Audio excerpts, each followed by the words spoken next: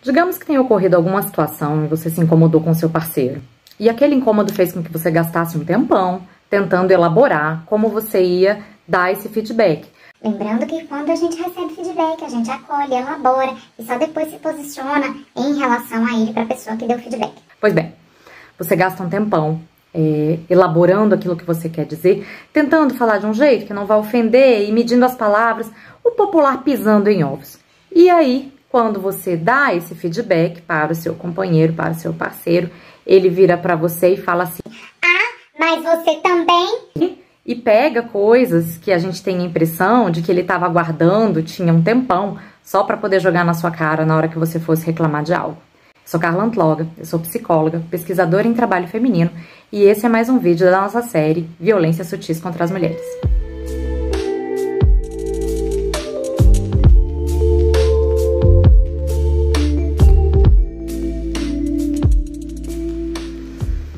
Se tem algo que eu escuto recorrentemente e que são queixas que chegam para mim, para o meu grupo de pesquisa, para as mulheres que, para as pessoas que atendem outras mulheres que eu supervisiono, com as quais eu trabalho. Essa coisa de que a maior parte das mulheres não consegue nomear, mas que cortina aqui, mas que é extremamente comum, que é o fato de você enunciar algo que está te incomodando, algo que está te incomodando.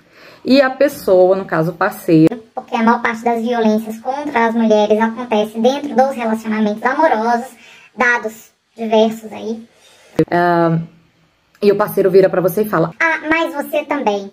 E aí você descobre que existe um arsenal de incômodos que estavam fermentando e de incômodos que estavam guardados ali, que naquele momento vão ser usados contra você.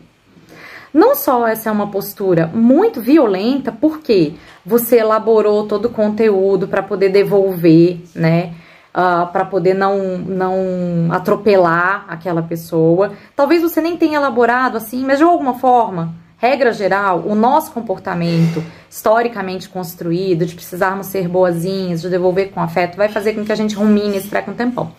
Aí você gasta um tempão elaborando aquilo ali, e aí, quando você vai devolver para a pessoa, você descobre isso, que tinha um elenco de coisas que a pessoa não estava feliz, ou não estava gostando, e que ela usa para se defender de você e do que você está reclamando.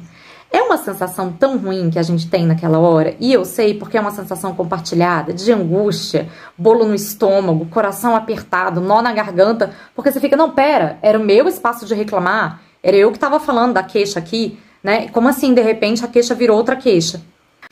Mas uma coisa que eu esqueci. Regra geral, os homens não querem assumir o ônus da discussão da relação ou de informar o desconforto. Então, assim, para não assumir o ônus, é isso. Pega carona na sua queixa, na sua esteira.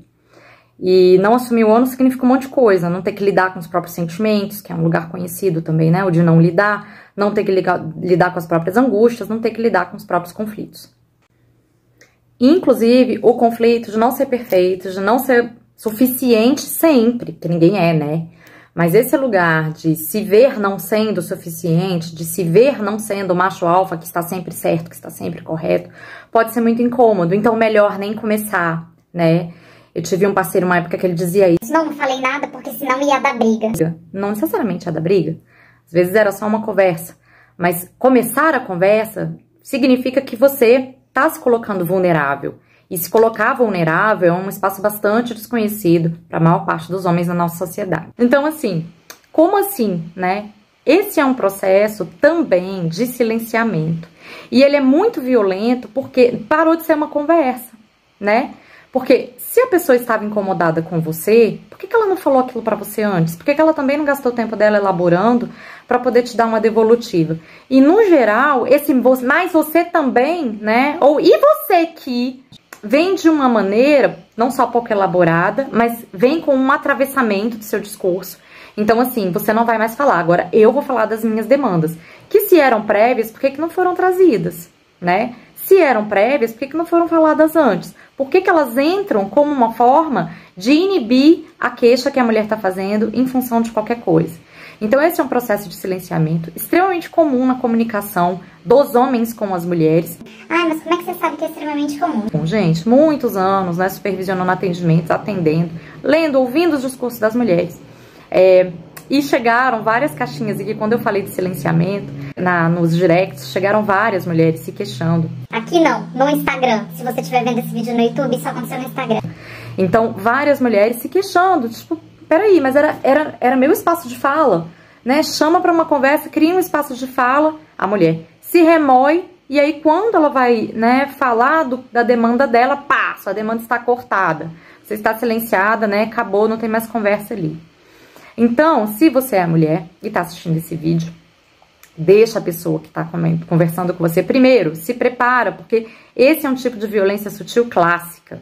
Se você vai fazer uma demanda, se você vai dar um feedback, já se prepara para tomar esse atravessamento. Por quê? Se você tomar esse atravessamento, você já sabe o que você vai responder, que é, ok, entendi, mas vamos voltar para o que eu estava dizendo? Porque essa distorção do discurso, né, essa distorção do que você estava dizendo, faz com que você se iniba para, de uma próxima vez, poder falar de novo, porque a gente se sente mal, né? A gente se sente agredida, atropelada. Acontece ainda comigo, né? Não acontecia, ainda acontece. Quando isso acontece, é tão desagradável, né? Você tem uma sensação assim de, ai, que preguiça, não quero nem mais falar com essa pessoa, tem dia. Enfim, mas a gente não pode simplesmente não falar com a pessoa.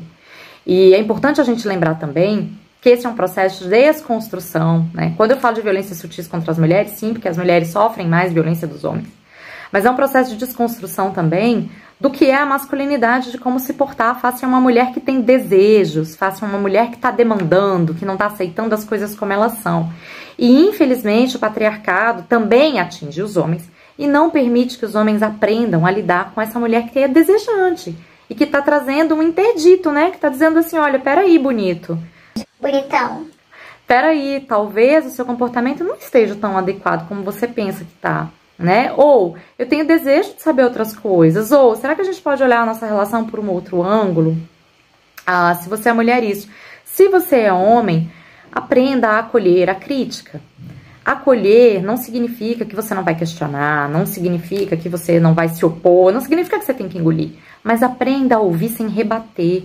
Vale a pena você elaborar um pouco daquilo que foi dito pra você antes de sair se defendendo, reativo. E é engraçado, né? Porque aí eu fico pensando, me ocorreu aqui agora. Esse comportamento de reatividade é interessante porque muitos homens mandaram directs pra mim dizendo, sobre a história de ficar num silêncio, né, programado. Mandaram um direct pra mim dizendo assim, mas é que às vezes eu não sei o que falar. Existe uma conversa e tipo, eu só quero ficar quieto no meu canto para devolver depois. Mas é engraçado que quando um feedback é emitido, aí não, a resposta meio que tá na ponta da língua, né? Por quê? Porque os homens não aprenderam a ouvir o que as mulheres têm a dizer sobre eles. E esse processo de aprender a ouvir o que nós temos a dizer sobre eles é um processo que envolve muita dor, é um processo muito complicado, porque envolve olhar para si, né? Então, como nós fomos educadas no silêncio, muito cedo a gente aprendeu a olhar para si e a examinar-se a si própria, né? Não tô dizendo que isso é um processo terapêutico, só tô dizendo que a gente muitas vezes, na própria solidão, no desamparo de um relacionamento, tem que se resolver consigo mesma. E os homens não funcionam desse jeito, muito menos dentro dos relacionamentos heteronormativos. Em função, né, das 1000 demandas que apareceram no Instagram, não sei se você tá vendo esse vídeo no YouTube, fica essa reflexão. Mas, e você? Mas você também... Você para e fala, espera, agora a gente vai falar da minha demanda. Se você tem uma, elabora aí e a gente vai falar em outro momento.